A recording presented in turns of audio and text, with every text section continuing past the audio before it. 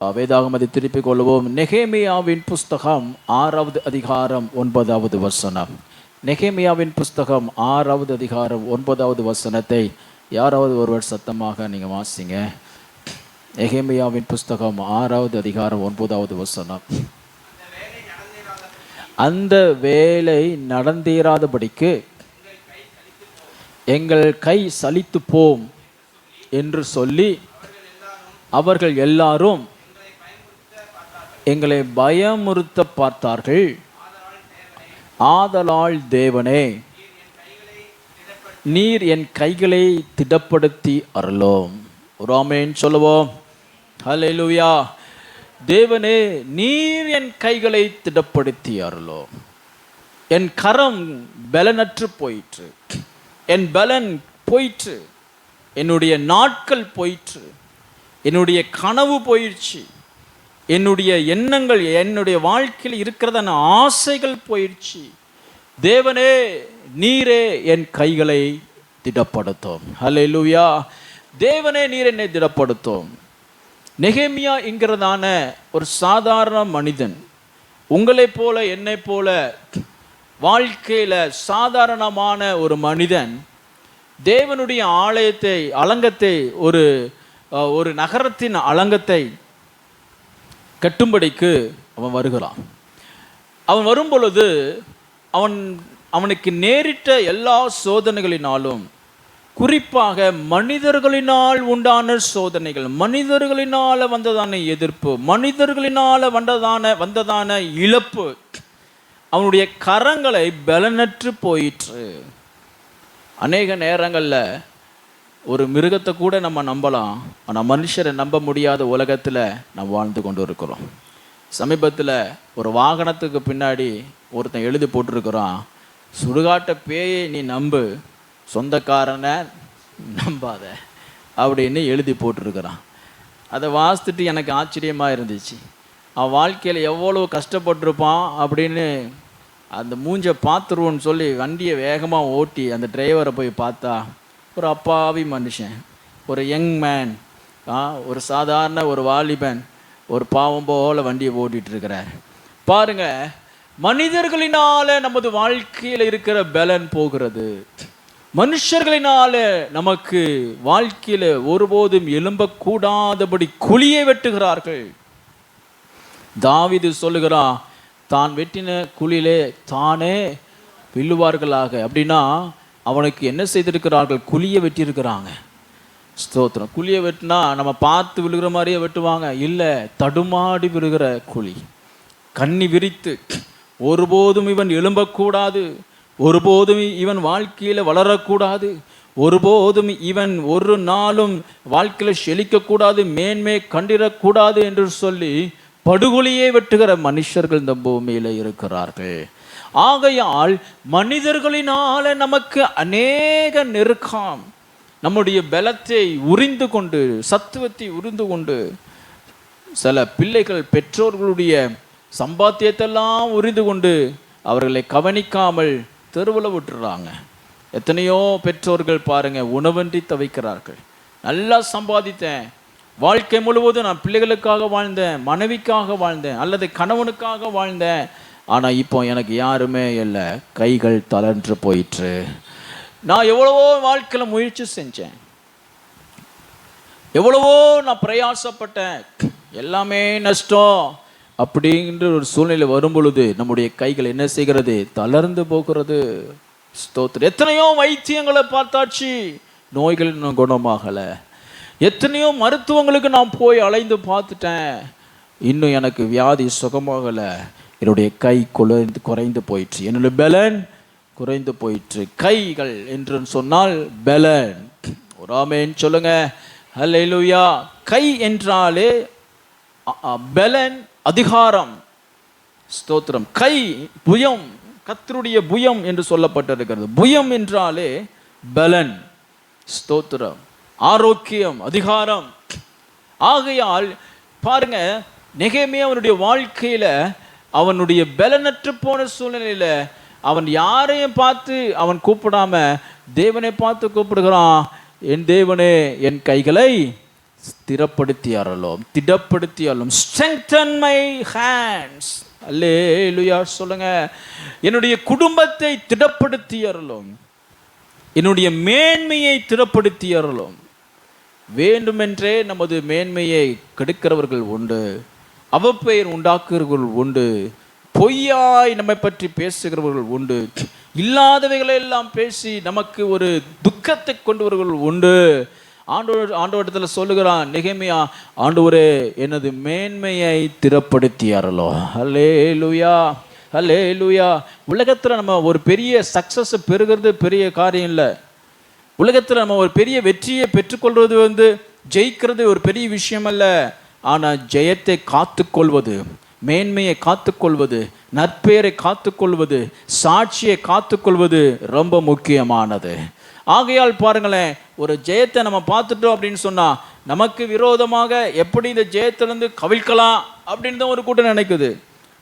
ஆட்சியாளர்கள், அரசியல்வாதிகள் ஜெயிக்கிறான், ஒரு கூட்டம் ஜெயிக்குது, இன்னொரு கூட்டம் என்ன நினைக்குது, இந்த ஜெயத்தை எப்படி கீழே கொண்டு வரலாம் என்று வேலை செய்யுது. உலகமே அப்படித்தான். நம்முடைய கரங்களினால கட்டப்பட்ட வீடு, நம்முடைய கரங்களினால கட்டப்பட்ட மேன்மை, நம்முடைய முயற்சினால நம்முடைய பலத்தினால வந்த உயர்வு எல்லாவற்றையும் இந்த நாட்களிலே குன்றி போகத்தக்கதான அநேக காரியங்கள் பூமியில் நடந்து கொண்டிருக்கிறது. ஆனால் அவைகளை பாதுகாத்து ஸ்திரப்படுத்துகிறவர் ஒருவர், நமது ஆண்டவராகிய இயேசு கிறிஸ்து. நீங்கள் உங்கள் வாழ்க்கையில் நீங்கள் இழந்து போன உங்கள் கரங்களினாலே கட்டினதான எல்லா பிரயாசங்களும் உங்களை விட்டு போயிருக்குமே, ஆனால் கர்த்தர் அவைகளை திடப்படுத்துவார். விசுவாசிக்கிறவங்க ஒரு ஆமென் சொல்லுங்க. நமது கரங்களை ஸ்திரப்படுத்துகிறவர். ஏன் பயம்? எதனால அவனுக்கு ஒரு திடம் இல்லாம போயிடுச்சு, பலன் இல்லாம போயிடுச்சு? நெகேமியாவுக்கு ஏன் கரத்துல பலன் இல்லை அப்படின்னு சொன்னா சொல்லப்பட்டிருக்கிறது, என்னை பயமுறுத்த பார்த்தார்கள். பயம் மனுஷர்கள் செய்ததான சொன்னதான வார்த்தைகள் மூலமாய், செய்ததான காரியங்கள் மூலமாக எனக்கு என்ன உண்டாயிற்று? பயம் உண்டாயிற்று. அதனால ஒரு யுத்த வீரனுக்கு முதலாவது கற்றுக் கொடுக்கிறது என்ன தெரியுமா? பயத்திலிருந்து நீக்கணும், பயத்திலிருந்து நீக்கணும். சில மிருகங்கள் உண்டு, வலிமையான மிருகங்கள் உண்டு, சிங்கம், புலி அப்படின்ற சில வேட்டையாடி பசியை போக்குகிற மிருகங்கள்லாம் உண்டு. அந்த மிருகத்துக்கு என்ன இருக்காது? பயமே இருக்காது. தண்ணியில் இற இருந்தாலும் தண்ணியில் குதிக்கும், குழியில் இற இருந்தாலும் குழியை குதிக்கும். அப்புறம் தப்பிக்கிறது கான்சிக்வன்சஸ் எல்லாம் அது அதுக்கப்புறம் தான், பின் விளைவுகளை பின்னாடி தான் யோசிக்கிறது, முன்னாடி யோசிக்கிறதே இல்லை. பயம் என்பதே கிடையாது. யுத்த வீரனுக்கும் அப்படித்தான், பயமே இருக்காது. ஒரு யுத்த வீரனை நீங்கள் வீழ்த்தணும் அப்படின்னா, உங்கள் எதிராளியை நீங்கள் வீழ்த்தணும் அப்படின்னு சொன்னால் முதல்ல நீங்கள் என்ன காமிக்கணும்? பயத்தை காமிக்கணும். பயத்தை காமிச்சிட்டா போதும், நமக்குள்ள என்ன உண்டாயிருது? நமக்கு பலன் வந்துடுது, சோர்வு வந்து விடுகிறது. ஆகையால் சத்ருவானவன் நம்மை வீழ்த்தும்படிக்கு, நம்முடைய பலத்தை எல்லாம் உறிந்து போகும்படிக்கு, நாம் ஜெயிக்கக்கூடாதபடி நம்மிடத்தில் ஒரு பலனும் இல்லாமல் போகுவதற்கு அவன் பயன்படுத்துகிற காரியம் என்னன்னா பயம். ஆமென் சொல்லுங்க. ஹல்லேலூயா, ஹல்லேலூயா. பயம் நமது வாழ்க்கையில் இருக்கிற பலத்தை எடுத்து போடுகிறது, நாம் உருவாக்கி வைத்ததான ஆசை எடுத்து போடுகிறது. இனி எப்படி நடக்கும், இனி நடக்காது என்கிறதான பயம் நம்ம விட்டு எல்லா பலனையும் எடுத்து போடுகிறது. ஆகையால் பயம் வந்த உடனே நெகேமியா என்ன செய்கிறான்? பயந்து தான் இந்த ஜெபத்தை சொல்லுகிறான்.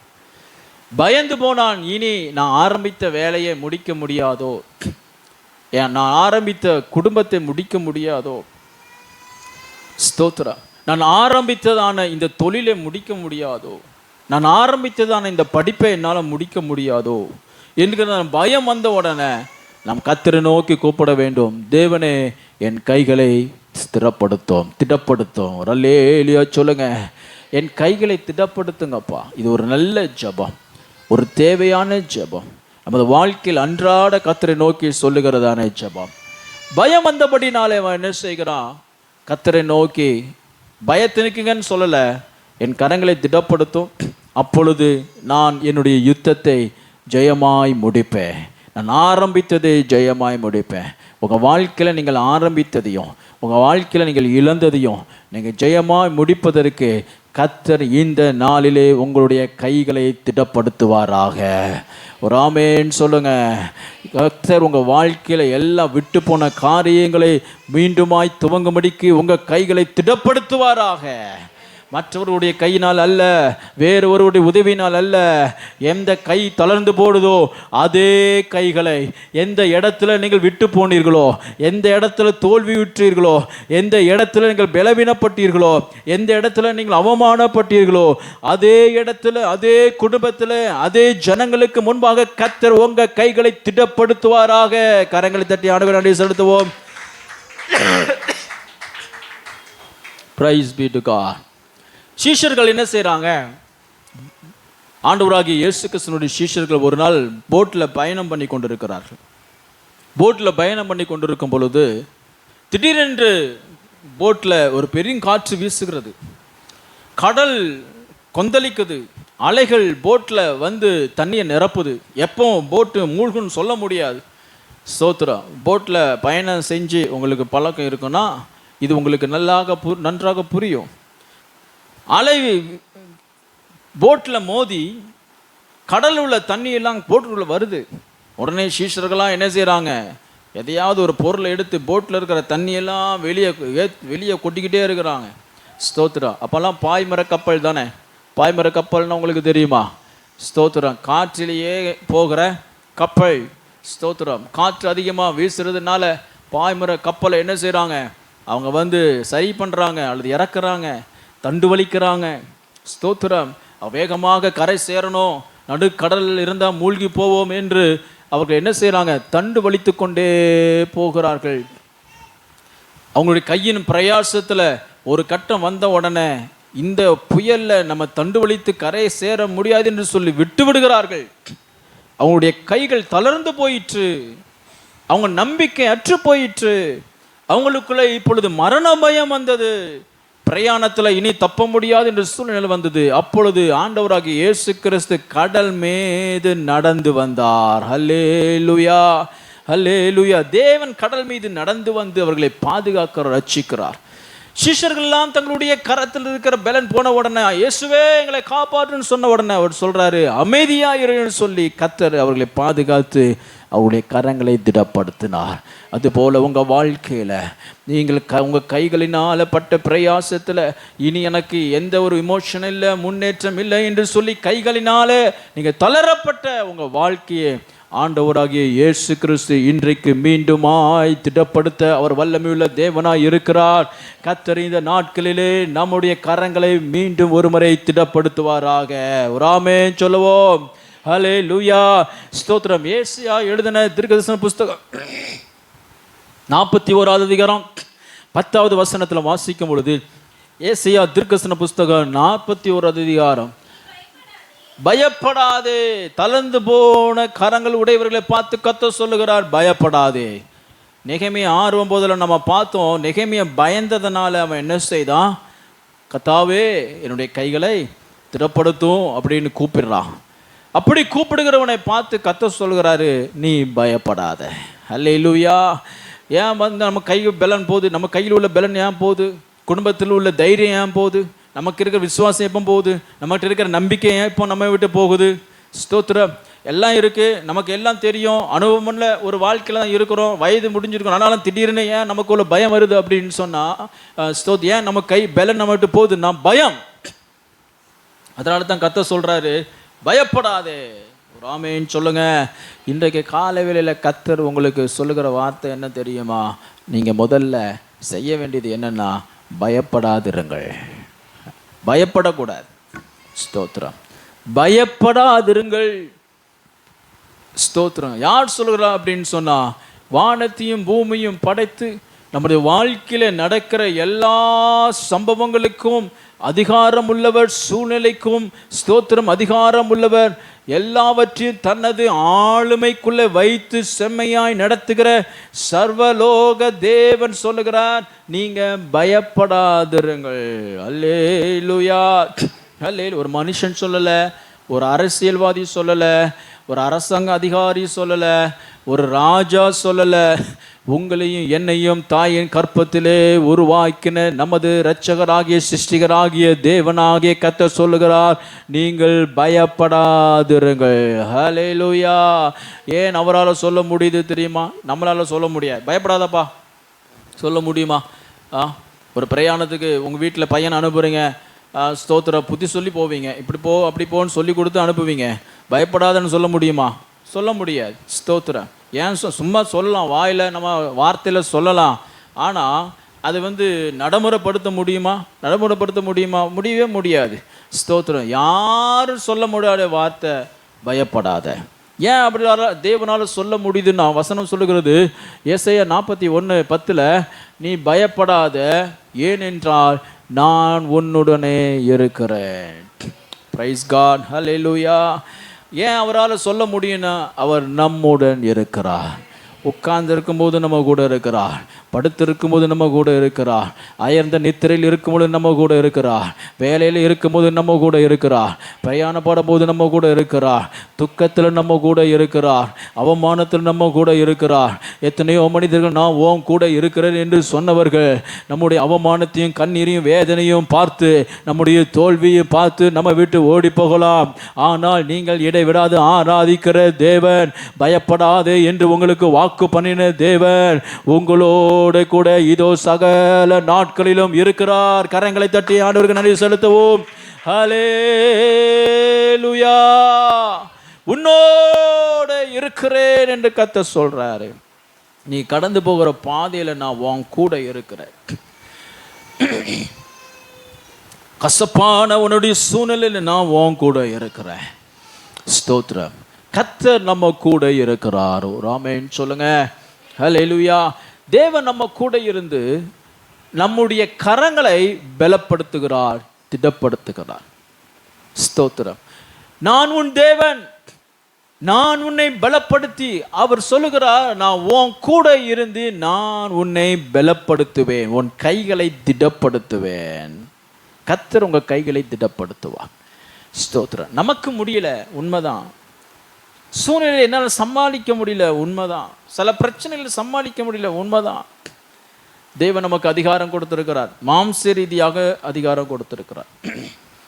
நான் வேதாகம கல்லூரியில் போன வாரத்தில் நான் எடுத்துக்கொண்டு வந்த பொழுது, தேவன் எல்லா ஜனங்களையும் நேசிக்கிறார் வெளிப்படுத்துதலை குறித்து நாங்கள் படித்து கொண்டிருந்த பொழுது 2 விதமான வெளிப்பாடு இருக்குது.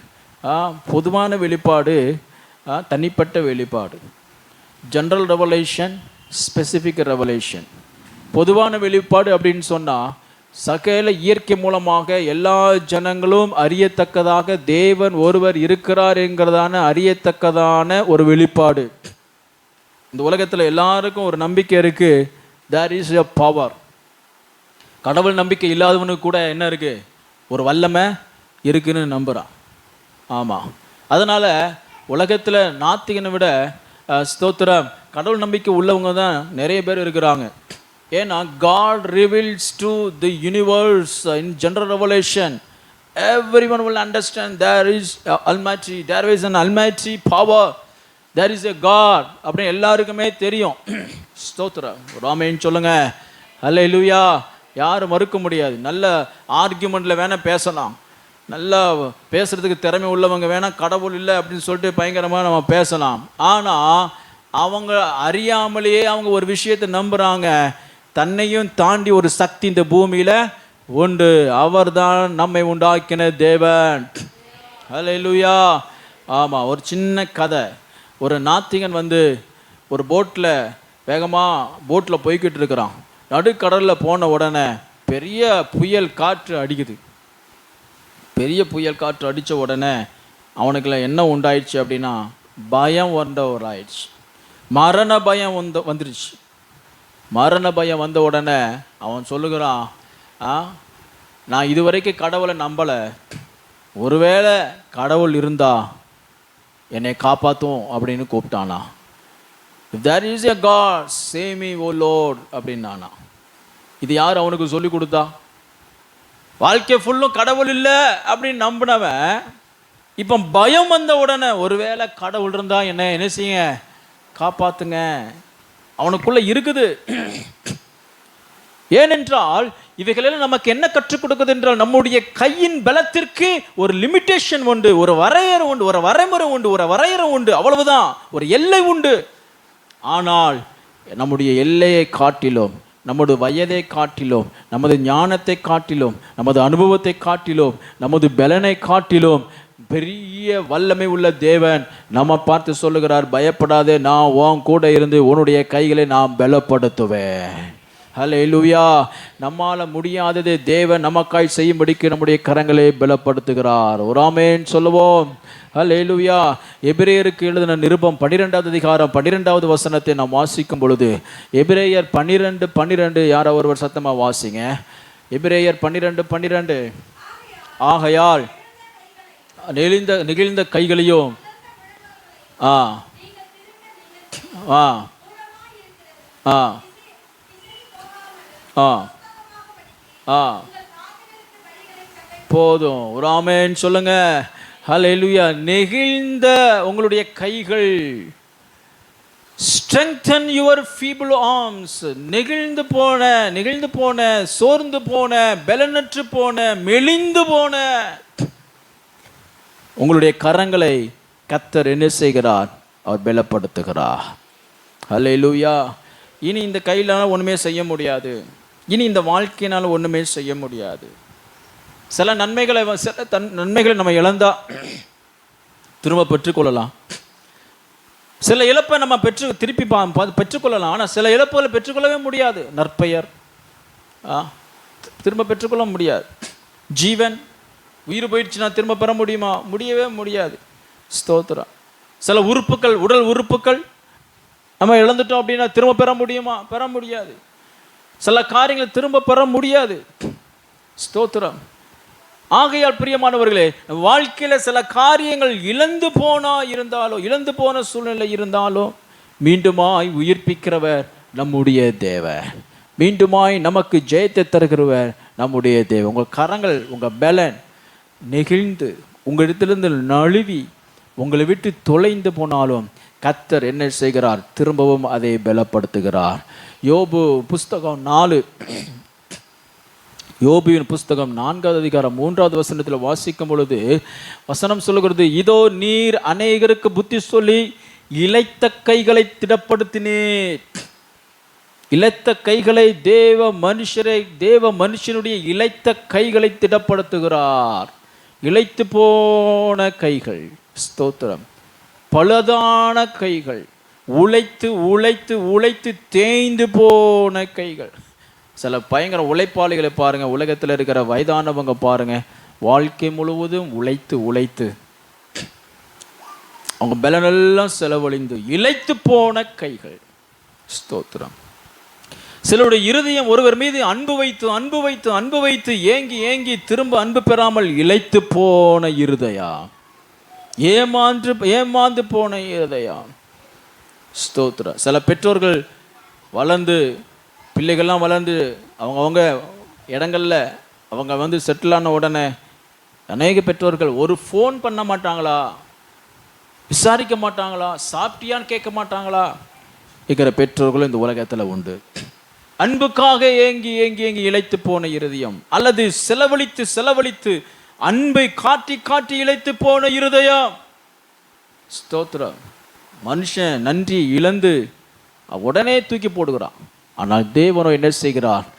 நம்முடைய இளைத்து போன இருதயத்தையும் அவர் திடப்படுத்துகிறார். உங்கள் இருதயங்கள் இளைத்து போன இருதயத்தையும் திடப்படுத்துவார். அதனால பாருங்க, உங்கள் வாழ்க்கையில எந்த சூழ்நிலையில நீங்கள் இளைத்து போனாலும், கரங்கள் இளைத்து போனாலும், இருதயம் இளைத்து போனாலும், குடும்பம் இளைத்து போனாலும், வருமானத்தில் இளைத்து போய் ஒன்றுமில்லாமல் வெறுமையில தள்ளப்பட்டாலும், எல்லா கோணங்களையும் உங்களை திடப்படுத்தி மீண்டுமாய் கட்டி எழுப்புகிறவர் நம்முடைய தேவன். விசுவாசிக்கிறவங்க ஆமென் சொல்லுவோம்.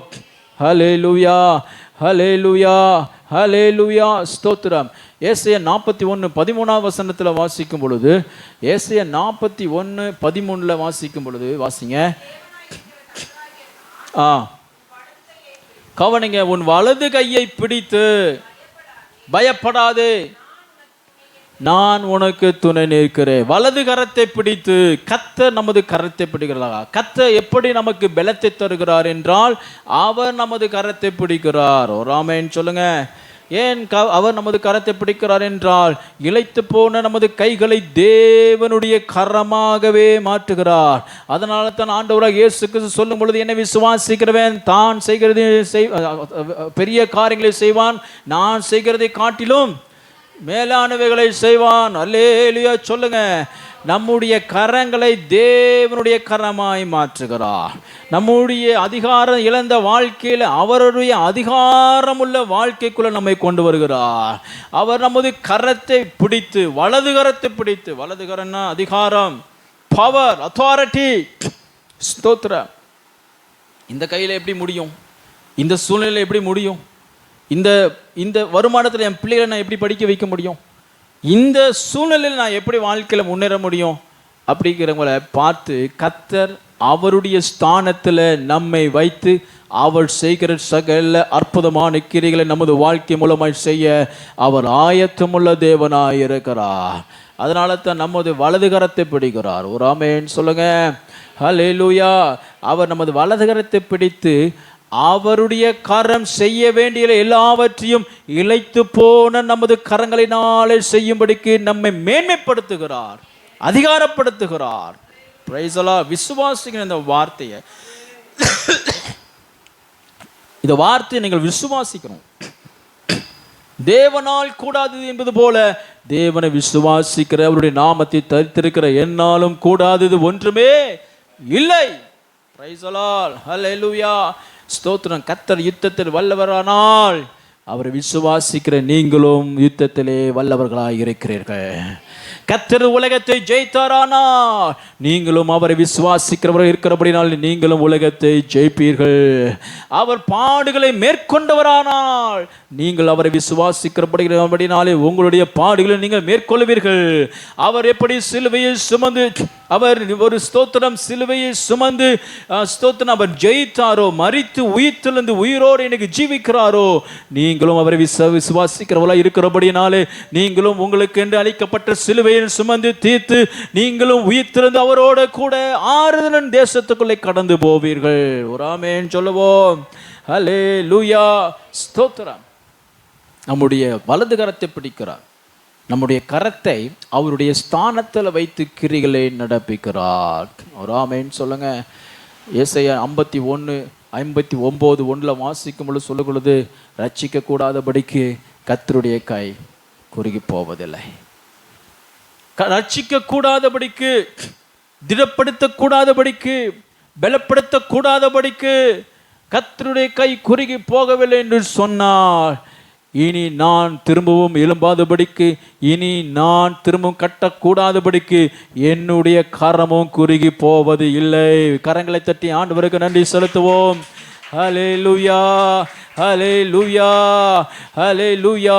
இனி நீங்கள் எழும்பாதபடிக்கும் ஸ்தோத்திரம் இளைத்து போன கரங்கள் உள்ளவர்களாய் இருந்தாலும் மீண்டும் உங்கள் வாழ்க்கையை திரும்பவும் கட்டக்கூடாதபடிக்கு உங்களுடைய கை குறுகி போவதில்லை. ஏனென்றால் ரட்சிக்க கூடாதபடிக்கு கர்த்தருடைய கை குறுகி போவதில்லை. கர்த்தருடைய கை உங்களுடைய வலது கரத்தை பிடித்து நடத்துகிறபடினாலே, பராக்கிரம செய்கிற கரம் உங்களோடு இருக்கிறபடினாலே, தேவன் எப்படி ரட்சிக்க கூடாதபடிக்கு அவருடைய கை குறுகி போவதில்லையோ, அதுபோல நீங்கள் தொட்ட காரியங்கள், நீங்கள் எடுத்த காரியங்கள், நீங்க ஓங்கி நிமித்துகிற காரியங்கள், ஸ்தோத்திரம், அது நடக்க கூடாதபடிக்கு, ஜெயிக்க கூடாதபடிக்கு உங்களுடைய காரணங்களும் குறுகி போவது இல்லை என்று கர்த்தர் சொல்லுகிறார். அல்லேலூயா. நம்முடைய கை குறுகி போவதில்லை. சொல்லுங்க, என்னுடைய கரம் குறுகி போவது இல்லை. சத்தம் எல்லாரும் மீண்டும் ஒரு முறை சொல்லுவோம். என்னுடைய கரம் குறுகி போவதில்லை. ஏனென்றால் சொல்லுங்க, ஏனென்றால் என்னுடைய வலது கரம் கர்த்தருடைய கரத்தில் இருக்கிறது. கரங்களை தட்டி ஆண்டவருக்கு நன்றி செலுத்துவோம். ஹல்லேலூயா. ஹல்லேலூயா. உங்களுடைய இளைத்து போன வலது கரத்தை கர்த்தர் இந்த காலையிலே தன்னுடைய கரத்தை பிடித்து, இனி ஒருபோதும் நீ இளைத்து போவதில்லை, திடமனதாயிரு, பயப்படாதே, நான் உன் கூட இருந்து, உன்னோடு இருந்து நான் உன்னை பலப்படுத்துவேன் என்று கர்த்தர் சொல்லுகிறார். Praise the Lord. ஹல்லேலூயா. ஸ்தோத்திரம். ஆண்டவராகிய இயேசு கிறிஸ்து கடற்கரையில் வந்து பேதுருவை பார்க்கிறார். பேதுருவை பார்த்து சொன்ன உடனே அவனை பார்த்து பேசும் பொழுது பேதுரு சொல்லுகிறான், ஆண்டவரே ராம் முழுவதும் நான் பிரயாசப்பட்டேன். எப்படி பிரயாசப்பட்டேன்? ராம் முழுவதும் பிரயாசப்பட்டேன். அப்படின்னா ஆல் நைட். பொதுவாக மீன் பிடிக்க போகிறவங்க இரவில் போவாங்க. இரவில் போயிட்டு ஸ்தோத்திரம் மீன் பிடித்தல் முடிந்த உடனே, மீன் அகப்பட்ட உடனே அது என்ன நேரமானாலும் அவங்க கரைக்கு திரும்பி வந்துடுவாங்க. 2 மணியோ 1 மணியோ 3 மணியோ அவங்க திரும்பி வந்துடுவாங்க. மீன் பிடிச்சிருச்சுன்னா வந்துடலாம். ஆனால் பேதுரு என்பவன் என்ன செய்கிறான்? ராம் முழுவதும். அப்படின்னா மீன் அகப்படவே இல்லை. இரவுல போனவன் வெளிச்சம் வருகிற வரை, அதிகாலை வரைக்கும் கடற்கரையில் மனிதர்கள் எல்லாம் வந்து மீன் வியாபாரத்திற்கும் மீன் வாங்குவதற்கும் வியாபாரம் செய்வதற்கும் அவங்க வந்த டைம் அப்படின்னா சூரியன் வந்துடுச்சு. 6 மணி ஆயிடுச்சு, 7 மணி ஆயிடுச்சு. அப்பொழுது இயேசு பார்க்குற பேதுருவை பார்த்து அவனோட பேசி கொண்டிருக்கும் பொழுது பேதுரு சொல்லுகிறான், ராமுழுவதும் நான் பிரயாசப்பட்டேன், இப்போ என் கையில் என்ன இல்லை, பலனே இல்லை. ஒரு இடத்துல வலையை போட்டேன், மீன் அகப்படலை. மீண்டுமா வலையை இழுத்து படகுல சேர்த்து இன்னொரு இடத்துல போய் வலையை போட்டேன், மீண்டுமாக மீன் அகப்படலை. இப்படியாக இரவு முழுவதும் வலைகளை தளர விடுவதும் வலைகளை மீண்டும் எடுப்பதும் படகை தண்டு வலித்து பிரயாணம் பண்ணியும் என் கைகள் தளர்ந்து போயிற்று என்ற பொழுது இயேசு சொல்றாரு, இப்போ நீ என்ன செய், உன் படகை ஆழத்தில் தள்ளி கொண்டு போய் நான் சொல்கிற இடத்துல வலது புறத்தில் நீ வலையை போடு. ஒரே சிங்கிள் அட்டெம்ப்ட், சிங்கிள் ஷாட், ஒரு இடம்தான், ஒரு பிரயாணம்தான், ஒரு சின்ன முயற்சி தான். பேதுரு வந்து நல்லா ரெஸ்ட் எடுத்து உண்டு உறங்கி நல்ல பலப்பட்டு ஸ்திரப்படுத்தி கொண்டு நாளைக்கு போகிறேன் ஏசப்பா அப்படி நான் சொல்லலை. டயர்டாக இருக்குது அப்படி இல்லை. டயர்டான, இளைத்து போன, செலவழிந்து போன கைகள், இளைத்து போன கைகள், செலவழிந்து போன அதே வாழ்க்கையை கொண்டு போய் இயேசு சொன்ன இடத்துல அவன் போட்ட பொழுது வசனம் சொல்வது, வலைகள் கிளியத்தக்கதாக, அவனது படகு நிரம்பி வழியத்தக்கதாக அவனுடைய கரத்தின் கிரிகளை தந்ததை போல தேவனாகிய கர்த்தர் இந்த நாளிலே உங்களை குறித்து சொல்லுகிற வார்த்தை என்ன அப்படின்னு சொன்னா, உங்கள் பலன் இளைத்து போய், உங்க கரண் இளைத்து போய் இனி என்னிடத்துல எதுவுமே இல்லை செலவழிந்து போன சூழ்நிலையில கர்த்தருடைய வார்த்தை நம்புகிறதுனால அவர் தமது வலது கரத்தை உங்களுடைய வலது கரத்தோடு பிடித்தபடினாலே நீங்கள் இதுவரை கண்டிராத ஒரு பெரிய அறுவடையை காண்பீர்கள்.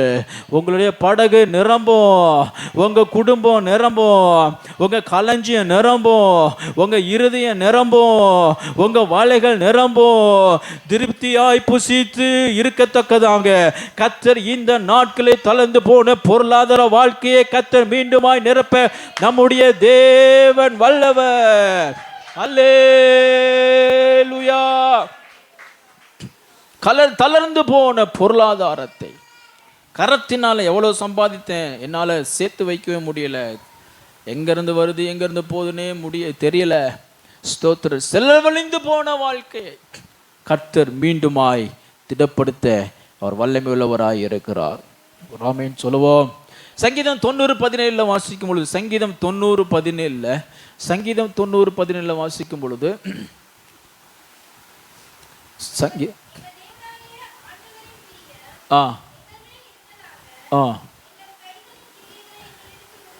எங்கள் கைகளின் கிரிகளை எங்களிடத்தில் உறுதிப்படும். கைகள் என்றால் நமது பிரயாசம், கைகள் என்றால் நமது முயற்சி, கைகள் என்றால் நம்முடைய திட்டங்கள், ஆலோசனைகள், என்னென்ன காரியங்களை நம்ம செய்யணும். உங்கள் வாழ்க்கையில் என்னென்ன திட்டங்கள், என்னென்ன ஆலோசனை செய்கிறீர்களோ எல்லாவற்றையும் முதல்ல அவருடைய சமூகத்தில் வைங்க. அவருடைய கரத்தில் எடுத்து அவைகளை செம்மையாய் நடத்தி முடிப்பார். அநேக நேரங்களில் நாமே முடிவு செய்து நாமே செய்கிறதுனால நம்ம தோற்று போகிறோம். ஆனால் நீங்கள் திட்டம் பண்ணுங்க. நீங்கள் உங்கள் ஆசைகளை எல்லாம் ஆண்டவர் வெறுக்கலை. வசனம் சொல்லுகிறது, அவர் உமது மனது விருப்பத்தின் படியெல்லாம் செய்வாராக. மனசு ஆசை, ஸ்தோத்திரம். ஆசைப்பட்ட உடனே கடன் வாங்கக்கூடாது, ஆசைப்பட்ட உடனே மனுஷனை தேடி போகக்கூடாது, ஆசைப்பட்ட உடனே ஸ்தோத்திரம் நம்மகிட்ட என்ன இருக்குன்னு யோசிக்கக்கூடாது. நம்ம என்ன செய்யலாம், நான் என்ன செய்யலாம்னு யோசிக்காம உங்கள் ஆசையை ஆண்டவருடைய கரத்தில் கொண்டு வைங்க. ஹல்லேலூயா. உங்கள் திட்டங்களை ஆண்டவருடைய கரத்தில் கொண்டு வைங்க. ஸ்தோத்திரம். உங்களுடைய விருப்பங்களை கர்த்தருடைய கரத்தில் கொண்டு வைங்க. அப்பொழுது அவர் தமது கரத்தினாலே நிறைவேற்றுவார். அவர் சொன்னதை, வாயினால சொன்னதை கரத்தினால நிறைவேற்றுவார். ஒரு அல்லேலூயா சொல்லுவோம். கரத்தினால, என்னுடைய கரத்தினால இல்லப்பா, உம்முடைய கரத்தினாலே இந்த திட்டங்களை நிறைவேற்றித்தாரோ. என்னுடைய கரத்தினாலே என் வாழ்க்கையை நான் கட்ட முடியாது, உம்முடைய கரத்தினாலே என் வாழ்க்கையை கட்டுங்க ஆண்டவரே. என்னுடைய கரத்தினாலே என் ஃபைனான்ஸை நான் டெவலப் பண்ண முடியாது, உம்முடைய கரத்தினால என்னுடைய பொருளாதாரத்தை மேன்மைப்படுத்துங்க. என்னுடைய கரத்தினால என் வீட்டை கட்ட முடியாது, இப்பொழுது இந்த திட்டத்தை நான் உம்முடைய கரத்தில் தருகிறேன். நீரே என் வீட்டை கட்ட நீ வல்லமை உள்ளவர். ஆமென் சொல்லுங்க. ஹல்லேலூயா. ஆமா, நம்முடைய கரத்தின் கிரியைகளை உறுதிப்படுத்து. Establish the work of our hands. எங்களுடைய கரத்தின் கிரியைகளை திடப்படுத்தும், உறுதிப்படுத்தி அருளும். ஸ்தோத்திரம். தேவன் நம்முடைய கரத்தின் கிரியைகளை உறுதிப்படுத்துகிறார். அதனால தான் சங்கீதத்தில் வாசிக்கிறோம், சங்கீதம் 134:2, கரங்களை உயர்த்தி. வசனத்தை வாசிங்க, ஒரு நல்ல வசனம். சங்கீதம் 134:2. உங்க கைகளை பரிசுத்த ஸ்தலத்திற்கு நேராக எடுத்து கர்த்தரை ஸ்தோத்திரங்கள். அல்லேலூயா சொல்லுங்க. கரம் உயர்த்துகிறது, துதித்துறது அப்படின்னா, கரம் உயர்த்தி துதிப்பது என்றால் வேதத்தின்படி அதன் அர்த்தம் என்ன அப்படின்னு சொன்னா, எனக்கு ஜெயம் கொடுத்த தேவனுக்கு ஸ்தோத்திரம் என்று வெற்றியின் அடையாளம். Price the Lord. ஹல்லேலூயா. கரம் உயர்த்தி வெற்றியின் அடையாளம். கடந்த சில நாட்களாக டெல்லியில் ஒரு போராட்டம் நடந்துட்டு இருந்தது, உங்களுக்கு தெரியும். அவங்க கேட்ட அந்த டிமாண்ட் கவர்மெண்ட் சாங்ஷன் பண்ண உடனே எல்லாரும் எப்படி அதை கொண்டாடினாங்க அப்படின்னா, கைகளை உயர்த்தி ஆரவாரம் விட்டு சத்தம் விட்டு குதித்து துள்ளி குதித்து கரம் உயர்த்தி கர்த்தரை நோக்கி பார்க்கறது அப்படின்னு சொன்னா அதுக்கு பேர் என்ன அர்த்தம்? வெற்றியின் அடையாளம்.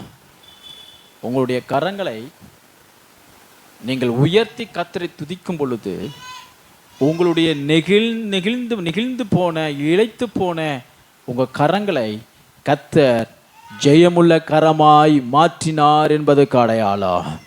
அதனால் நீங்கள் ஆராதிக்கும் பொழுது, கர்த்தரை துதிக்கும் பொழுது விசுவாசத்தோடு விடுதலையோடு கரங்களை உயர்த்தி கரங்களை தட்டி உற்சாகமாய் கர்த்தரை பாட வேண்டும். ஆமென் சொல்லுங்க. ஹல்லேலூயா. வெட்கப்படவே கூடாது. நீங்களும் கர்த்தர் மட்டும்தான். ஆலயத்துக்குள்ளே வந்துட்டோம் அப்படின்னு சொன்னால் நாமும் தேவனும் அன்றி வேற ஒருவருமே கிடையாது.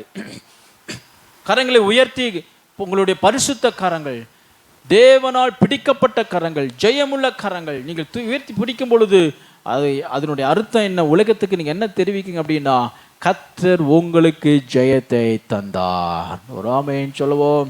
ஹல்லேலூயா. ஸ்தோத்திரம். பிரியமானவர்களே, நாம் என்ன செய்ய வேண்டியது இருக்கு? நம்முடைய கரங்களை தேவ சமூகத்தில் உயர்த்தும் பொழுது இளைத்து போன நமது கரங்களை அவர் ஜெயமுள்ள கரமாய் மாற்றுகிறார். ஒரு ஆமென் சொல்லுவோம். ஹல்லேலூயா. வீட்டில் போய் நான் சொல்கிற வசனத்தை நீங்கள் எடுத்து முடிந்தால் வாசித்து பாருங்கள். ஸ்தோத்திரம். இப்போ எடுக்க வேண்டாம். யாத்திராகமத்தில் 17வது அதிகாரத்தில் 11வது வசனம் 12 வசனங்களை வாசிக்கும் பொழுது, யாத்திராகமம் 17 அதிகாரம் 11 12 வாசிக்கும் பொழுது மோசே என்ன செய்கிறான்? தன்னுடைய கை தளர்ந்து போயிற்று. ஆகையால் அவன் எப்போதெல்லாம் தன்னுடைய கரங்களை உயர்த்தி வைத்தானோ அப்போதெல்லாம் இஸ்ரவேல் புத்திரர்கள் யுத்தத்தில் ஜெயித்தார்கள். எப்போதெல்லாம் அவனுடைய கை தளர்ந்து போயிற்றோ அப்போதெல்லாம் ஸ்தோத்திரம் அமலேக்கியர்கள் ஜெயித்தார்கள். மோசே மலை மேல நிற்கிறான். பள்ளத்தாக்குல இஸ்ரவேல் ஜனங்களுக்கும் அமலேக்கியர்களுக்கும் யுத்தம் நடந்து கொண்டு இருக்கிறது. சாயங்காலம் ஆயிற்று, பொழுது போகுது. சாயங்காலம் ஆயிற்று. ஆகையால் யுத்தம் முடிகிற சூழ்நிலையில மோசே வந்து பார்க்கிறான், இஸ்ரவேல் புத்திரர்களுடைய பலன் குன்றி போயிற்று. அமலேக்கியருடைய கரம் ஓங்கி நிற்குது யுத்தத்துல. இஸ்ரவேலர்களுடைய கரங்கள் எல்லாம், அவங்க யுத்தம் பண்ணுகிற யுத்த வீரர்களுடைய கையில் இருக்கிற எல்லாம் பலன் போயிற்று, சோர்ந்து போயிட்டாங்க. சாயங்காலம் ஆயிடுச்சு, 5 மணி ஆகுது, 6 மணி ஆகுது. இருட்டு வந்த உடனே ஒரு எக்கால சத்தம் வரும். அந்த எக்கால சத்தம் வந்த உடனே யுத்தம் அப்படியே நிற்கும். அந்த நேரத்தில் யார் ஜெயிச்சாங்களோ அவங்க தான் ஜெயம். ஆகையால் இப்பொழுது பொழுது போகிறது, சாயங்காலம் ஆயிற்று, இரவு வருகிறது. யுத்தத்தில் அமலேக்கியர் ஓங்கி, அவருடைய கரம் ஓங்கி கொண்டிருக்கிறது. இஸ்ரவேல் புத்திரர்களுடைய யுத்த வீரர்களுடைய புருஷர்களுடைய கரங்கள் எல்லாம் பலனற்று தோய்ந்து இழைத்து போற நேரத்தில் மோசே பார்க்கிறான், இல்லை கூடாது என்று சொல்லி அவன் எழும்பி தன்னுடைய கரத்தை உயர்த்துகிறான். அப்படின்னு என்ன அர்த்தம்? கர்த்தரை துதிக்க ஆரம்பிக்கிறான், கர்த்தருடைய நாமத்தை உயர்த்த ஆரம்பிக்கிறான், தேவனை ஆராதிக்க ஆரம்பிக்கிறான். அவன் தேவனை உயர்த்த ஆரம்பிக்கும் பொழுது, கர்த்தரை ஆராதிக்க ஆரம்பிக்கும் பொழுது, இஸ்ரவேல் புத்தர்கள் தங்களுடைய இழைத்து போன கரங்கள் உள்ள சூழ்நிலையிலும் அமலேக்கியர்களை மீண்டும் எழும்பி அவர்களை முறியடிக்கத்தக்கதான பலத்தை கர்த்தர் அவர்களுடைய கரங்களை திடப்படுத்தினார். ஹல்லேலூயா, ஹல்லேலூயா. ஆகையால் நீங்கள் இழைத்து போன சூழ்நிலையில சோர்ந்து போகாதபடி கர்த்தரை உயர்த்தும்படிக்கு உங்கள் கரங்களை உயர்த்தும் பொழுது கர்த்தர் உங்களுடைய சத்துருக்களை நிர்மூலமாக்கும்படிக்கு உங்களுடைய கரங்களை அவர் என்ன செய்கிறார்? திடப்படுத்துகிறார். கர்த்தர் திடப்படுத்துகிறார். ஒரு ஆமென் சொல்லுங்க. ஹல்லேலூயா. தேவன் திடப்படுத்துகிறார் கரங்களை. எதற்கு? யுத்தத்திற்கு திடப்படுத்துகிறார். அவன் எப்போ கரத்தை கீழே தளர்வுறானோ அப்போ இஸ்ரவேல் புத்திரர்கள் தோற்று போறாங்க, அமலேக்கியர் ஜெயிக்கிறாங்க. ஸ்தோத்திரம். ஆகையால் அங்க தன்னுடைய கரம் தளர பண்ணாதபடிக்கு ஆரோன் ஊர் என்கிறவர்கள் 2 கரத்தையும் பிடித்து தாங்கின பொழுது, எப்போதெல்லாம் ஸ்தோத்திரம் மோசேனுடைய கரங்கள் உயர்த்தப்பட்டிருந்ததோ அப்போதெல்லாம் இஸ்ரவேல் புத்திரர்கள் பலத்து போனார்கள். அதுபோல இந்த நாட்களிலே தேவனுடைய சமூகத்தில் தம்முடைய கரங்களை உயர்த்தி அவரை ஆராதித்து அவரை தொழுது கொண்டு அவர் மேல் நம்பிக்கை வைத்து அவருடைய பலத்தின் மீது சார்ந்து வாழுகிற ஒவ்வொருடைய கரத்தையும் எவ்வளவு இழைத்து போனாலும் கர்த்தர் அவைகளை திடப்படுத்துகிறார். ஒரு ஆமென் சொல்லுங்க. ஹல்லேலூயா, ஹல்லேலூயா. ஸ்தோத்திரம். எடுத்து வாசிப்போம். நீதிமொழிகள் 31:31 இல்ல, நீதிமொழிகள் 31:31 யாராவது ஒரு வாசிங்க. நீதிமொழிகள் 31:31. அவள் கைகளின், மீண்டும் வாசிங்க. அவள் கைகளின் பலனே அவளுக்கு கொடுங்கள். Give her of the fruit of her hand. அவருடைய கையின் பிரயாசங்களை அவளுக்கு கொடுங்கள். ஒரு ஆமென் சொல்லுங்க. ஹல்லேலூயா. உலக ஒரு வேலை நம்ம செய்கிற வேலைக்கு தக்க நமக்கு சம்பளம் கொடுக்காம போகலாம், ஏமாத்தலாம். இதில் வேற கன்சல்டன்சின்னு சொல்லிட்டு ஒன்று இருக்குது, கன்சல்டன்சின்னு ஒன்று இருக்குது. ஸ்தோத்திரம். உலகத்திலேயே ஒரு பெரிய திருட்டு வேலை செய்கிறதே இந்த கன்சல்டன்சி தான். வேலை வாங்கி தருகிறேன்னு சொல்லி என்ன செய்கிறாங்க? சம்பளத்தில் ஒரு குறிப்பிட்ட பெர்சன்டேஜ் நமக்கு தெரியாமலே அவங்க எடுத்துகிட்டு போயிடுறாங்க. முழு ஊதியத்துக்கு நீங்கள் வேலையை சேருவீங்க, ஆனால் முழு ஊதியம் உங்களுக்கு வராமல் அந்த ஊதியத்தில் ஒரு தொகை வேற ஒரு இடத்துல போவோம், யாருக்கு போகுதுன்னே நமக்கு தெரியாது. ஸ்தோத்திரம். கையின் பிரயாசம் முழுவதுமாய் நமக்கு கிடைக்கல. உலகம் நமக்கு நம்முடைய கையின் பிரயாசத்தை கொடுத்து ஏமாத்தலாம். ஆனால் பரலோக தேவன் என்ன சொல்றார் அப்படின்னா, அவளின் கையின் பிரயாசத்தை அவளுக்கு கொடுங்கள், கையின் பலனை அவளுக்கு கொடுங்கள். தேவன் நெகிழ்ந்து போன இழைத்து போன உங்களுடைய கரத்தின் கிரியைகளின் பலனை பரலோக ராஜ்யம் ஒருபோதும் உங்களை ஏமாற்றாமல் வஞ்சிக்காமல் பரலோக தேவன் உங்களுக்கு கையின் பிரயாசத்தை உங்களுக்கு தர வல்லவராயிருக்கிறார். கர்த்தர் தருவார்.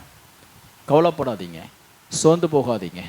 ஸ்தோத்திரம். மனுஷன் ஏமாத்துறானா சோர்ந்து போகாதீங்க, கர்த்தர் உங்களுக்கு தருவார்.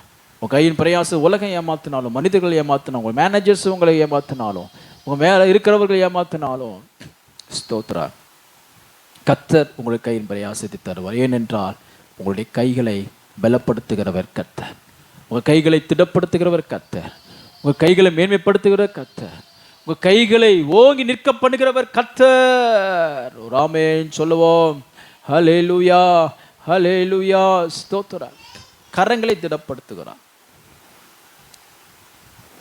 பாருங்க, தோமா என்ன செய்கிறான்?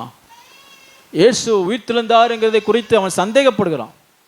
சந்தேகப்பட்ட உடனே அவர் சொல்றாரு, தோமா நீங்க வா, கூப்பிட்டு உன் கையை கொண்டு வான்னு சொல்லி உன் விரல்ல என்னுடைய காயத்துல போட்டு பாரு. ஸ்தோத்திரம். விசுவாசத்துல சோர்ந்து போயிட்டான், விசுவாசத்துல தளர்ந்து போயிட்டான் தோமா, நம்பிக்கையில தளர்ந்து போயிட்டான். உயிர்த்தெழுந்த இயேசு இப்போ பூட்டின அறைக்குள்ள வந்து நிற்கிறார். சமாதானம் உனக்கு என்று சொல்லி, நான் தான் உயிர்த்தெழுந்த கிறிஸ்து, நான் சொன்னபடியே உயிர்த்தெழு என்று சொல்லிக்கிட்டு இருக்கிறாரு. ஆனா தோமா என்ன செய்யல? நம்பல. விசுவாசம் தளர்ந்து போயிற்று, இளைத்து போயிற்று. உடனே பரவாயில்லை, நீ வா, என் காயத்தை தொட்டுப்பாரு, அப்பொழுது நீ நம்புவ. வசனத்தின்படி பார்த்தா தோமா இயேசுனுடைய காயங்கள்ல ஸ்தோத்திரம் தன்னுடைய கரத்தை வைத்தான்.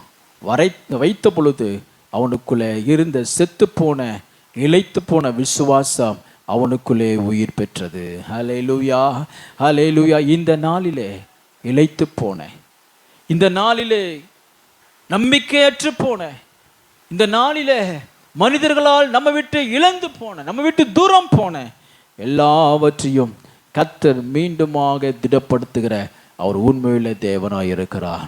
எப்படி ஒரு தோமாவுக்கு மீண்டுமாய் இளைத்து போன ஒரு நம்பிக்கையிலிருந்து மீண்டும் அவனுக்கு ஒரு திடனை கொடுத்ததை போல நமது வாழ்க்கையிலும் ஒரு மீண்டுமாய் ஒரு திடனை கொடுப்பார். ஒரு ஹல்லேலூயா சொல்லுங்க.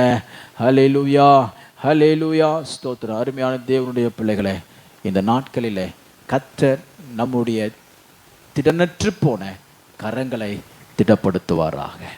பலனற்று போன நமது வாழ்க்கையை திடப்படுத்துவாராக. பொருளாதாரமாக இருக்கலாம், அது விசுவாசமாக இருக்கலாம், நம்பிக்கையாக இருக்கலாம். சில சொல்லுவாங்க, ஒரு காலத்தில் நான் கர்த்தர் இடத்துல அவ்வளோ பிரியமாக இருந்தேன், அவ்வளோ நெருக்கமாக இருந்தேன், அவ்வளோ நம்பிக்கையாக இருந்தேன், விசுவாசத்தில் இருந்தேன், ஆவிக்குரிய வாழ்க்கையிலே நான் ஸ்தோத்திரம் மிகவும் வல்லமையாக இருந்தேன், ஸ்தோத்திரம் அநேக காரியங்களை கர்த்தர் என் மூலமாக செய்து கொண்டிருந்தார். ஆனால் இப்போ நான் தொய்ந்து போயிட்டேன், இளைத்து போயிட்டேன் என்று சொன்னீங்கன்னா, எப்படி தோமாவை மீண்டும் திடப்படுத்தினாரோ அதுபோல கர்த்தர் நமது இளைத்து போன விசுவாசி திடப்படுத்தி நாம் இழந்த ஸ்தானத்தில் மீண்டும் கொண்டு வந்து வைத்து கர்த்தருடைய கரம் பராக்கிரம் செய்யும் என்பதை போல நம்முடைய கரங்களையும் பராக்கிரம் செய்யும்படிக்கு கர்த்தர் நமது கரங்களை திடப்படுத்துவாராக. நம்ம யாவரும் எழும்பி நிற்கலாமா? எழும்பி நின்று நாம் ஜெபிக்க போகிறோம். கொஞ்ச நேரம் ஜெபம் பண்ணி, கர்த்தாவே என்னுடைய கரங்களை நீங்கள் பலப்படுத்துங்க. எல்லாம் நீங்கள் கேட்க போறீங்க. ஹல்லேலூயா, ஹல்லேலூயா, ஹல்லேலூயா. ஷபரி பரலங்க ரதின மர கரர பரி கரர பஷே கொரோபோ ரீமனே கீதிரி ரீமேனி கொரோபோ ரோலோபோ கராதரா திரிமேனே கிரே திரதி நம ஷேகரதி டே நம. நன்றி அப்பா, நன்றி அப்பா, நன்றி அப்பா, நன்றி அப்பா, நன்றி அப்பா. எல்லாரும் ஜெபம் பண்ணுங்க. ஆண்டவரை பார்த்து நீங்கள் ஜெபிங்க. தகப்பனே மை துதிக்கிறேன், என் கைகளை திறப்படுத்துங்கப்பா. எல்லாரும் கேளுங்க. ஆண்டவரிடத்தில் உண்மையாக நீங்கள் கேளுங்க. உண்மையாக நீங்கள் கேட்டீங்கன்னா நிச்சயம் உங்கள் கைகளை திடப்படுத்துவார். இதுவரை நீங்கள் செய்ய முடியாதவரை கர்த்தர் உங்களிடத்தில் செய்வார். இதுவரை நீங்கள் நடப்பிக்க முடியாதவரை கர்த்தர் உங்களிடத்தில் நடப்பிப்பார். இதுவரை நீங்கள் எதிர்பாராத காரியங்களை உங்களிடத்தில் உங்கள் கரங்கள் மூலமாக அவர் செய்ய வல்லவராக இருக்கிறார். எல்லாரும் ஜெபம் பண்ணுங்க, ஜெபிங்க, ஜெபிங்க, ஸ்தோத்திரம் பண்ணி இந்த நல்ல வார்த்தையை நீங்கள் விசுவாசித்து தேவனிடத்தில் பெற்றுக்கொள்ளுங்க. இந்த நல்ல வார்த்தையை பெற்றுக்கொண்டு தேவனிடத்தில் இப்பொழுதே உண்மையாக அவரிடத்தில் ஒப்பு கொடுங்க, ஒப்பு கொடுங்க, ஒப்பு கொடுங்க, ஒப்பு கொடுங்க, ஒப்பு கொடுங்க, ஒப்பு கொடுங்க, ஒப்பு கொடுங்க. ரிபலப ஷபர கதர தினம நகதரமா ரிபரா அதிரபர கதரமனா அதிரமெனக திரகதரா திரதினமா ஷகதர கரா திரதினமா. நன்றி அப்பா, நன்றி அப்பா, நன்றி அப்பா. ஓ தள்ளாடுகிற கர்த்தாவே, தளர்ந்து போகிற கரங்கள் இப்பொழுது உயிர்ப்பிக்கப்படட்டும், மீண்டும் கட்டப்படட்டும், மீண்டும் கட்டப்படட்டும். மீண்டும் ஆண்டவரே இந்த வேலையில் கர்த்தாவை நோக்கி ஜெபிக்கிற யாவருக்குள்ளும் இப்படிப்பட்ட ஒரு அற்புத கரம் இறங்கட்டும். அற்புதங்களை நடப்பிக்கிற தேவனுடைய கரம் இறங்கட்டும். அற்புத கரம் இப்பொழுது இறங்க இறங்குவதாக மாலாபா ஷக்கரா தினமா ரக தராத்திர தினமா அற்புத கரம் இறங்கட்டும் ஆண்டவரே, இறங்கட்டும் ஐயா. ஜெபிங்க.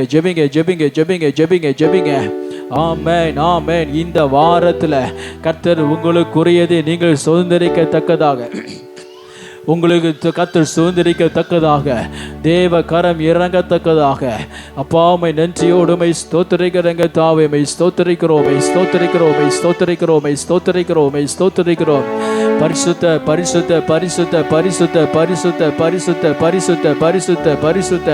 கர்த்தாவே, என் கரங்களை திடப்படுத்துங்கன்னு சொல்லி கேளுங்க ஆண்டவரே. என்னுடைய கிரியைகளை, கரத்தின் கிரியைகளை கர்த்தாவே ஜெயமாய் மாற்றித்தாங்க.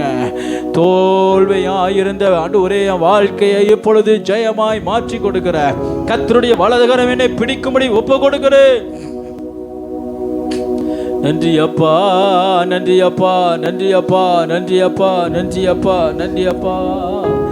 ஓ thank you Lord, hallelujah. Jesus.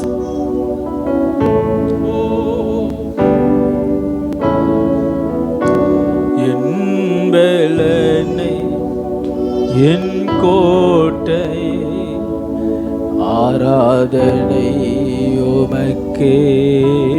என் பலனே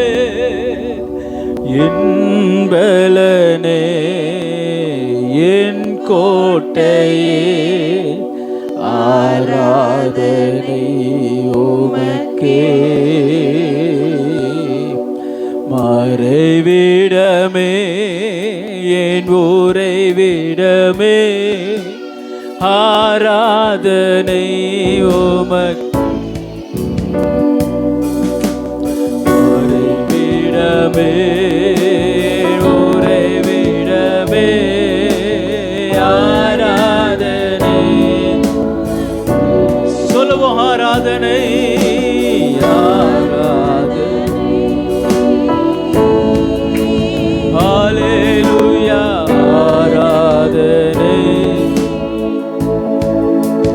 அப்பா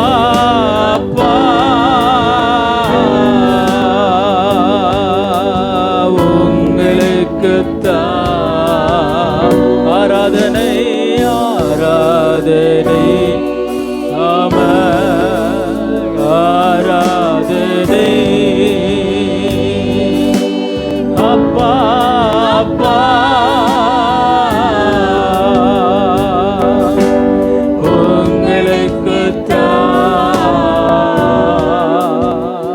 பலனாகிய கர்த்தர் நம்மிடத்திலே அவன் வாசம் பண்ணி நம்முடைய தளர்ந்து போன கரங்களை திடப்படுத்தி பலப்படுத்தி ஜெயித்த நம்முடைய கரங்களை தட்டி அவங்களுக்கு உற்சாகமாய் கர்த்தரை மகிமைப்படுத்துவோம். Thank you Lord. எங்கள் பரலோக பிதாவே, உம்மை நன்றியோடு உம்மை ஸ்தோத்திரிக்கிறோம். ஆசீர்வதிக்கப்பட்ட அருமையான நாளுக்காய் நன்றி அப்பா. இந்த நாளிலும் ஆண்டவரே, உம்முடைய வசனத்தை கேட்ட, உம்மேல் விசுவாசம் வைத்த ஒவ்வொருத்தருக்குள்ளும் இப்படிப்பட்ட ஒரு ஜெயம், இப்படிப்பட்ட ஒரு மேன்மை, இப்படிப்பட்ட ஒரு வைராக்கியம் ஆண்டவரே, இப்படிப்பட்டதான ஒரு உயர்வு அவர்கள் கண்டுகொள்ள கர்த்தர் கிருபை பாராட்டும்படி ஒப்பு கொடுத்து நாங்கள் ஜெபிக்கிறோம். வருகிற நாட்கள் முழுவதும் கிருபைகள் பிள்ளைகளோடு கூட இருப்பதாக, தயவு எப்போது இருக்கும்படி ஒப்பு கொடுத்து ஜெபிக்கிறோம். கண்ணீர் யாவையும் நீக்கி, கவலை யாவையும் தூரமாக்கி ஆண்டவரே, இளைத்து போன கரங்களை திடப்படுத்தி மீண்டும் கட்டி எழுப்பி உன்னதங்களில் உட்காரா பண்ணுகிற தேவனுடைய மகிமை ஒவ்வொருத்தர் நிரப்பும்படி ஒப்பு கொடுத்து ஜெபிக்கிற ஆண்டவரே, ஜெப தேவைகளை சந்திங்க, அவங்க விரும்பின காரியங்களை நீ சந்திங்க, திட்டங்களை நிறைவேற்றி தாரோம். எதிர்பார்த்திருக்கிற காரியங்கள் ஒருவேளை இருதயத்தை இழைக்க பண்ணினாலோ ஆண்டவரே, மிகுந்த காத்திருக்கிறதுனால இழைத்து போன ஆண்டவரே காரியத்தில் கர்த்தர் ஜீவ விருட்சம் போல அவர்களிடத்தில் தந்து மகிழ்விக்கும்படியாய் நாங்கள் ஜெபிக்கிறோங்க தாவே. நீர் எங்களை கணக்குப்படுத்துகிற தேவன், எங்களை மகிழ்விக்கிற தேவன், எங்களை சந்தோஷிப்பிக்கிற தேவன். ஒரு பிள்ளைகளை கரங்களை திடப்படுத்துறதன் மூலமாய் சந்தோஷத்தினாலும் மகிழ்ச்சியினாலும் நிரப்பும்படியா ஒப்பு கொடுத்து நாங்கள் ஜெபிக்கிறோம். ஆசீர்வதியோ, பலப்படுத்தோ. இந்த நாளில் இருக்கிற ஊழியங்களை கர்த்தாவே நீ நடத்தி அருளோ. வாரம் முழுவதும் கர்த்தருடைய ஊழியத்தை நிறைவேற்ற கர்த்தர்களுக்கு கிருபை தாரும். ஆசீர்வதியும். இந்த ஸ்தலத்தின் அநேக ஜனங்களுக்கு ஆசீர்வாதமாய் மாற்றித்தாரோம்.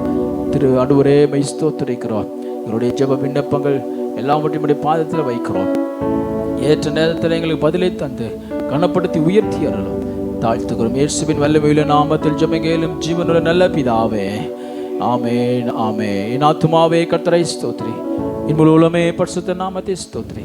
என் ஆத்துமாவே கர்த்தரை ஸ்தோத்திரி, அவர் செய்த சகல உபகாரங்களையும் மறவாதே. நம்முடைய கர்த்தராகிய இயேசு கிறிஸ்துவினுடைய கிருபையும் தேவனுடைய அன்பும் பரிசுத்த ஆவியானவரின் அன்யோன்ய ஐக்கியமும் நாம் அனைவரோடும் கூட கர்த்தருடைய வருகை பரிந்தும் இருப்பதாக.